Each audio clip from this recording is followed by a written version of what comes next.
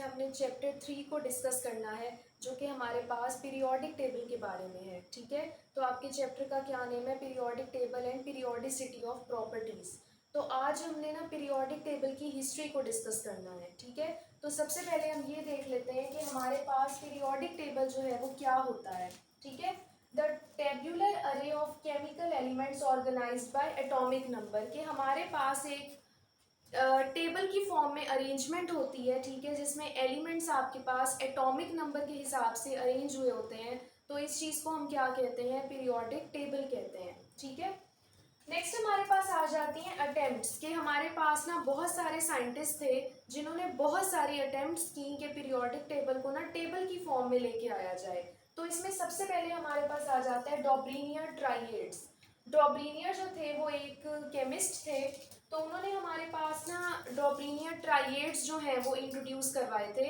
तो इसका क्या मतलब है कि हमारे पास ना जो तीन एलिमेंट्स हैं, अगर हम तीन एलिमेंट्स को इकट्ठा जो है वो रख दें, यानी उनका एक ट्राइएड बना दें, और जो मिडल एलिमेंट होगा उनमें से उसका जो एटॉमिक मास होगा वो बाकी दोनों जो एलिमेंट्स हैं उनके एटॉमिक मास का एवरेज होगा। ठीक है, तो डॉब्रीनियर ट्राइएड जो है वो ये थे, यानी एलिमेंट्स थे कि अगर हम तीन एलिमेंट्स को आपस में यानी ट्राइएड की फॉर्म में रखते हैं, तो हमारे पास जो मिडल एलिमेंट है उसका जो एटॉमिक मास होगा वो बाकी दोनों एलिमेंट्स के एटॉमिक मास का क्या होगा? एवरेज होगा। So the relationship between atomic masses of three elements called triads, the middle element had atomic mass average of the other two elements. तो ये आपके पास क्या था? डॉब्रीनियर ट्राइएड्स का कॉन्सेप्ट था। तो इस चीज से हमारे पास ना तीन तीन एलिमेंट्स का ट्राइएड बनता गया, और हमारे पास जो पीरियोडिक टेबल में एलिमेंट्स हैं उनको अरेंज करने के लिए हमने एक टेबल जो है वो प्रोड्यूस करना स्टार्ट कर दिया। सेकंड हमारे पास जो साइंटिस्ट हैं वो है न्यूलैंड ऑक्टेव्स। ठीक है, न्यूलैंड जो थे साइंटिस्ट, उन्होंने ऑक्टेव्स का कॉन्सेप्ट दिया था। ठीक है, इस कॉन्सेप्ट को न्यूलैंड ऑक्टेव्स कहते हैं। तो उन्होंने क्या कहा था कि हमारे पास ना जो एक अगर हम रो बना दें एलिमेंट्स की, तो जो एट्थ एलिमेंट है ना उसकी जो प्रॉपर्टीज हैं वो फर्स्ट एलिमेंट से क्या करती हैं? मैच करती हैं। तो repetition in chemical properties of every eighth element if they were arranged by their increasing atomic masses। तो अगर हम एलिमेंट्स को एट एलिमेंट्स का ग्रुप बना दें और उनको एटॉमिक मैसेज के हिसाब से हम क्लासीफाई करते जाएं, तो हमारे पास हर एट्थ एलिमेंट की जो प्रॉपर्टी होगी वो फर्स्ट से मिलती जुलती होगी। ठीक है, तो ये न्यूलैंड ऑक्टेव्स ने कॉन्सेप्ट दिया था। थर्ड हमारे पास आ जाता है मेंडलीव्स पीरियोडिक टेबल। अब मेंडलीव जो थे साइंटिस्ट, उन्होंने बहुत ज़्यादा काम किया था पीरियोडिक टेबल को क्लासिफाई करने में। ठीक है, Mendeleev arranged elements in order of increasing atomic masses in horizontal rows called periods. तो मेंडलीव ने क्या किया था? मेंडलीव ने पहली बार पीरियोडिक टेबल को पीरियड्स में क्लासिफाई किया था, यानी हॉरिजेंटल रोज में। और उन्होंने किस बेस पे इसको क्लासिफाई किया था एलिमेंट्स को? एटॉमिक मैसेज की बेस पे। इंक्रीजिंग एटॉमिक मैसेज के हिसाब से उन्होंने एलिमेंट्स को क्या किया था? अरेंज किया था हॉरिजेंटल रोज में। तो इन हॉरिजेंटल रोज को उन्होंने क्या नेम दिया था? पीरियड्स का। He stated that properties of elements are periodic functions of their atomic masses। तो उन्होंने मेंडलीव पीरियोडिक लॉ एक दिया था, जिसके हवाले से उन्होंने ये कहा था कि हमारे पास जो एलिमेंट्स की प्रॉपर्टीज हैं वो उनके एटॉमिक मैसेज का क्या है? पीरियोडिक फंक्शन है।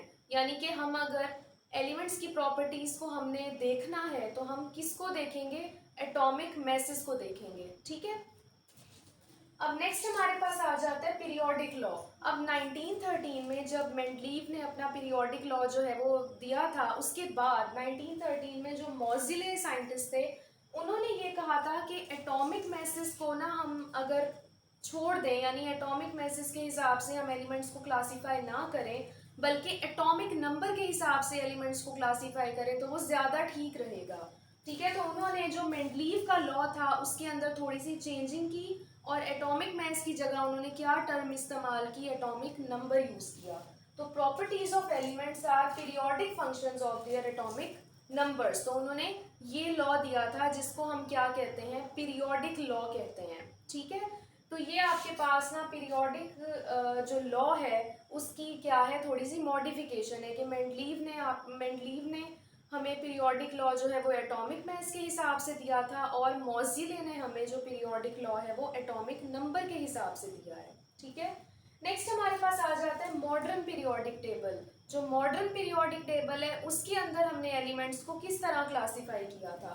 तो हमारे पास जो एटॉमिक नंबर है वो एलिमेंट में बहुत ज़्यादा इंपॉर्टेंस रखता है। ठीक है, atomic number of an element is more fundamental property than atomic mass. तो हमने मॉडर्न पीरियोडिक टेबल में भी एटॉमिक नंबर को लिया था। The modern periodic table is based upon the arrangement of elements according to increasing atomic number. तो हमारे पास ये देखा गया कि हमारे पास जो हर 8th एलिमेंट है ना उसकी प्रॉपर्टी जो है वो 9th एलिमेंट से जो है वो मिलती जुलती है। तो फिर हमने क्या किया कि हमने ना वो जो मेंडलीव ने हमारे पास एक हॉरिजेंटल रोज का हमें कॉन्सेप्ट दिया था ना, तो हमने उन रोज को क्या किया, हमने उन्हें 8 और 18 एलिमेंट्स में अलग अलग क्या कर लिया, क्लासीफाई कर लिया। यानी कि रोज को हमने कट कर लिया 8 एलिमेंट्स में और 18 एलिमेंट्स में। तो हमारे पास 8 और 18 एलिमेंट्स का ना एक टेबल बन गया। ठीक है, जिसे हम क्या कहते हैं, मॉडर्न पीरियोडिक टेबल का जो है वो नाम दिया गया उसको, क्योंकि उसके अंदर पहली बार 8 एलिमेंट्स का अलग से सेक्शन था, 18 एलिमेंट्स का अलग से सेक्शन था, और सारे एलिमेंट्स जो है वो एटॉमिक नंबर की बेस पे क्लासीफाई हुए हुए थे। ठीक है, तो ये आपके पास मॉडर्न पीरियोडिक टेबल का कॉन्सेप्ट है। नेक्स्ट हम बात कर लेते हैं long form of periodic table की, कि हमारे पास जो लॉन्ग फॉर्म पीरियोडिक टेबल की आई, जो हम अब भी यूज करते हैं, तो वो हमारे पास किस तरह होती थी।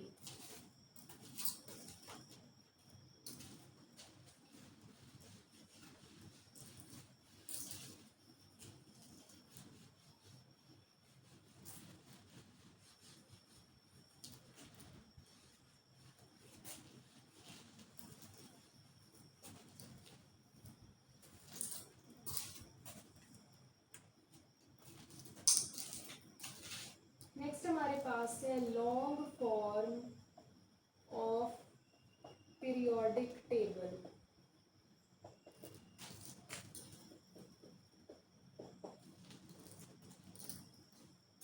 अब हमारे पास जो long form of periodic table है उसके अंदर ना एक और न्यू चीज जो है वो इंट्रोड्यूस करवाई गई। हमारे पास ना जो साइंटिस्ट थे उनको ये बात जो है वो पता चली कि हमारे पास अगर हम एटॉमिक नंबर के हिसाब से एलिमेंट्स को क्लासिफाई करें ना, तो उसका क्या मतलब होता है कि हम एलिमेंट्स को उनकी इलेक्ट्रॉनिक कन्फिग्रेशन के हिसाब से क्या कर रहे हैं, क्लासिफाई कर रहे हैं। तो long form of periodic table में हमने इलेक्ट्रॉनिक कन्फिग्रेशन के हिसाब से देखा कि हमारे पास जो एलिमेंट्स हैं वो एटॉमिक नंबर की बेस पे किस तरह क्लासिफाई हुए हुए हैं। ठीक है, तो हमारे पास अब इधर जो पॉइंट आएगा वो क्या आएगा,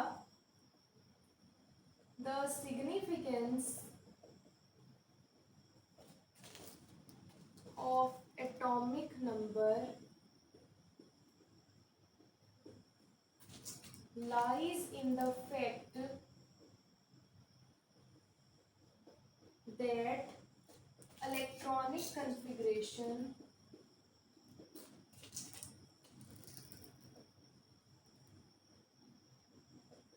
is based on atomic number। ठीक है, तो एटॉमिक नंबर के ऊपर इलेक्ट्रॉनिक कन्फिग्रेशन बेस करती है। Hence, on the basis of electronic configuration,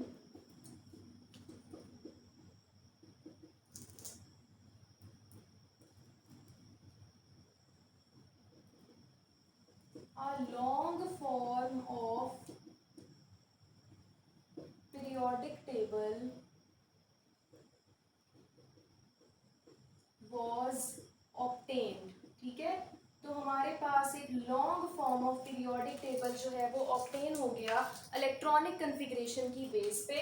तो उसमें हमारे पास ना किस तरह की अरेंजमेंट थी, जो हॉरिजेंटल रोज थी हमारे पास उन्हें हम क्या कह रहे थे, पीरियड्स, और जो हमारे पास वर्टिकल कॉलम्स थे उन्हें हम क्या कह रहे थे, ग्रुप्स कह रहे थे।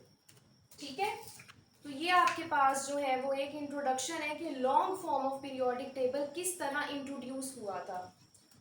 नेक्स्ट हमारे पास आ जाते हैं salient features. Long form of periodic table के जो फीचर्स हैं वो क्या हैं।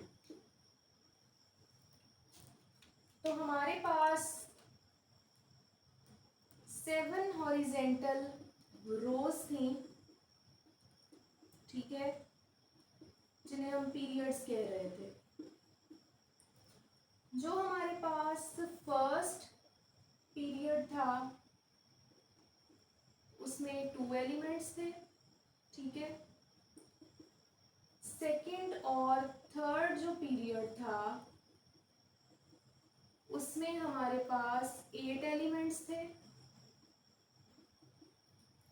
उसी तरह जो फोर्थ और फिफ्थ पीरियड था उसमें हमारे पास 18 एलिमेंट्स रखे गए थे। उसके बाद जो सिक्स्थ पीरियड था उसमें 32 एलिमेंट्स जो थे वो रखे गए थे। और जो सेवन्थ पीरियड था वो हमारे पास क्या था, 23 एलिमेंट्स का, लेकिन इनकम्प्लीट था।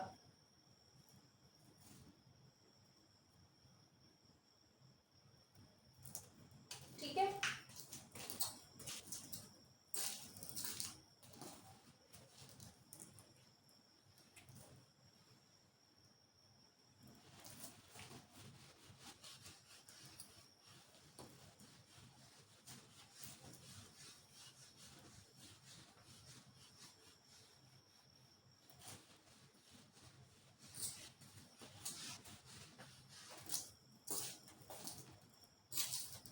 नेक्स्ट आपके पास जो है वो पॉइंट है कि हमारे पास ना जो each element in the period, जो पीरियड में एलिमेंट्स थे ना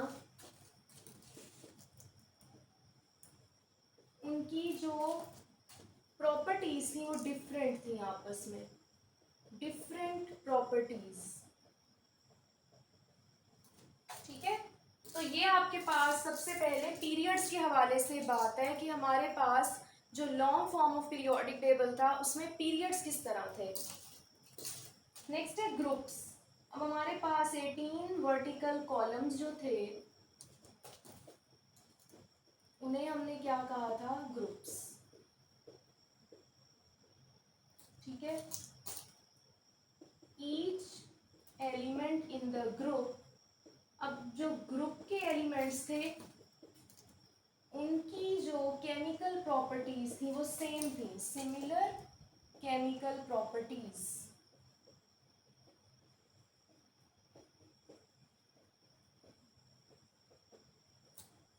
और हमारे पास जो पूरा जो पीरियोडिक टेबल था वो ब्लॉक्स की फॉर्म में अरेंज था according to the last electron in the subshell, कि हमारे पास जितने भी एलिमेंट्स थे ना उनके सबशेल में जो आखिरी इलेक्ट्रॉन कौन से सबशेल में था तो उस हिसाब से उनको ब्लॉक्स का नाम दिया गया। जैसे कि एस ब्लॉक था, उसके अंदर यानी हमारे पास वो वाले एलिमेंट्स होंगे जिनका outer most electron S subshell में होगा।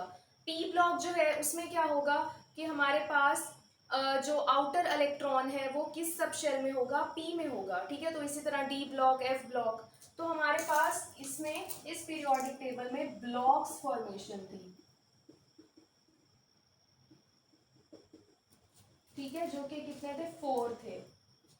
और वो किस चीज पे बेस कर रहे थे, last electron in the subshell of elements. ठीक है। तो ये आपके पास ना थोड़े से फीचर्स हैं कि long form of periodic table जो था वो किस तरह अरेंज हुआ था। अब हम बात कर लेते हैं पीरियड्स और ग्रुप्स की, कि हमारे पास जो पीरियड्स और ग्रुप्स थे वो किस तरह जो थे वो अरेंज थे। फर्स्ट हमारे पास आ जाते हैं पीरियड्स। पीरियड्स का इधर भी हमने जो है वो देख लिया है। अब हम पीरियड्स के ना नेम इधर देते हैं। जो फर्स्ट पीरियड था ना उसे शॉर्ट पीरियड कहा जाता था क्योंकि उसमें 2 एलिमेंट्स थे। ठीक है। ये आपके पास फीचर्स में लिखा हुआ है। जो सेकंड और थर्ड आपके पास पीरियड थे उनको नॉर्मल पीरियड्स कहा जाता था। ठीक है। क्योंकि उनमें 18 एलिमेंट्स थे, 8 एलिमेंट्स थे। उसके बाद फोर्थ और फिफ्थ जो हमारे पास पीरियड था उनको हम लॉन्ग पीरियड्स कहते थे क्योंकि उनमें 18 एलिमेंट्स थे। उसी तरह सिक्स्थ और सेवन्थ जो पीरियड्स थे उनको वेरी लॉन्ग पीरियड्स कहा जाता था क्योंकि उनमें हमारे पास जो लेंथेनाइड और एक्टिनाइड की सीरीज आ जाती है उसके लिए अलग से एक ब्लॉक हमने बनाया था एफ ब्लॉक के नाम से। तो हमारे पास जो सिक्स और सेवन पीरियड्स थे वो बहुत ज़्यादा लंबे थे, इसलिए उनको हम वेरी लॉन्ग पीरियड्स का नाम देते थे। ठीक है, तो ये आपके पास जो है वो पीरियड्स के हवाले से बात है कि long form of periodic table में पीरियड्स किस तरह थे। नेक्स्ट हमारे पास है ग्रुप्स। ग्रुप्स की बात करें तो ग्रुप्स में हमें पता है कि हमारे पास ना टॉप टू बॉटम जो एटॉमिक रेडियस है वो क्या करता है, इंक्रीज करता है। तो हमारे पास जो ग्रुप्स हैं, ग्रुप 1 and 2, ठीक है, और हमारे पास 13 to 17 जो ग्रुप्स हैं उनको हम वो नॉर्मल एलिमेंट्स के ग्रुप्स हैं। ठीक है, इनमें नॉर्मल एलिमेंट्स जो हैं वो प्रेजेंट हैं, पास नॉर्मल एलिमेंट्स हैं। और ग्रुप 3 to 12 जो है वो हमारे पास क्या है, ट्रांजिशन एलिमेंट्स होते हैं। ठीक है, तो ये आपके पास ना इंट्रोडक्शन था कि पीरियोडिक टेबल जो है वो किस तरह क्लासिफाई हुआ है और इसकी हिस्ट्री क्या है।